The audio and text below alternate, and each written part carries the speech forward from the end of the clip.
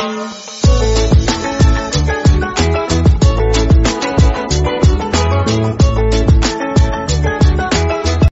The lord.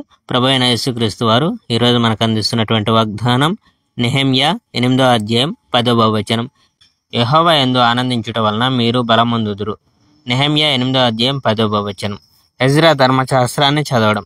ఆ విధంగా ఇశ్రాయేలీయులందరూ ఆ ఏడాది 7వ నెలలో సమావేశమయ్యారు. వాళ్ళందరూ నీటి గుమ్మం ముందర మైదానంలో ఏకమనస్కులై ఒకే మనిషి అన్నట్లు గుమికూడారు. వాళ్ళు ఎజ్రా ఉపదేశకుని మోషే ధర్మశాస్త్రాన్ని పైకి తీసి పఠించవలసిందిగా కోరారు. ఇశ్రాయేలీయులకు యెహోవా ఇచ్చిన ధర్మశాస్త్రం అది. యాజకుడైన ఎజ్రా సమావేశమైన జనం ముందుకి ధర్మశాస్త్రాన్ని తెచ్చాడు. అది నెల మొదటి రోజు. అది ఏడాదిలో 7వ నెల. ఆ సమావేశంలో స్త్రీలు పురుషులు విని అర్థం చేసుకోగల వయస్సులో ఉన్నారు. ఎజ్రా ఉదయం నుంచి మిట్ట మధ్యాహ్నం వరకు ధర్మశాస్త్రాన్ని చదివాడు. నీటి గుమ్మం ఎదుట ఉన్న మైదానానికి ఎదురుగా నిలబడి ఎజ్రా స్త్రీలని పురుషుల్ని విని అర్థం చేసుకోగల వాళ్ళందరినీ ఉద్దేశించి చదివాడు. జనం అందరూ ధర్మశాస్త్ర గ్రంథం పట్ల భక్తి శ్రద్ధలతో విన్నారు. ఎజ్రా ఈ ప్రత్యేక సందర్భం కోసం నిర్మింపబడిన ఎత్తైన కొయ్య వేదిక మీద నిలబడ్డాడు. ఎజ్రా కుడి పక్కన మత్తిత్యా, షమా, అనాయా, ఊరియా, హిల్కియా, మయాషయాలు ఉన్నారు.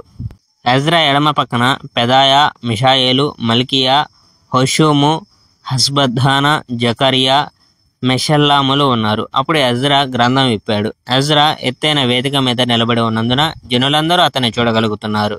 ఎజ్రా ధర్మశాస్త్ర గ్రంథాన్ని తెరవగానే జనం అందరూ గౌరవంగా లేచి నిలబడ్డారు. ఎజ్రా మహాదేవుడైన యెహోవాను స్తుతించాడు. జనులందరూ తమ చేతులు పైకెత్తి బిగ్గరగా ఆమెన్ ఆమెన్ అన్నారు. తరువాత జనులందరూ నేల మీదకు వంగి నమస్కరించి యెహోవాను ఆరాధించారు. జనం అక్కడ నిలబడి ఉండగా లేవీయులు ధర్మశాస్త్ర నియమాలను జనాలకి బోధించారు. అలా బోధించిన లేవీయులు యెషువా, బానీ, షెరేబ్యా, యామీను, హక్కూబు, షబెత్తె, హుదియా, మయాషాయా, కెలిటా, అజర్యా, యజాబాదు, హనాను, పెలాయా. ఆ లేవీయులు దేవుని ధర్మశాస్త్ర గ్రంథాన్ని చదివారు. వాళ్ళు జనానికి అర్థం వివరించి దాన్ని సులభం చేశారు. చదివిన దాన్ని జనం తేలిగ్గా అర్థం చేసుకోగలిగేందుకు గాను వాళ్ళు తాత్పర్యాలను వివరించి చెప్పారు.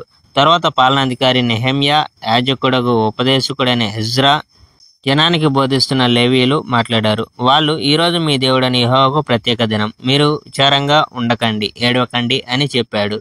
ధర్మశాస్త్రంలోని సందేశాలను వింటూ జనం అందరూ రోదన ఆరంభించిన మూలంగా వాళ్ళు ఈ మాటలు చెప్పారు.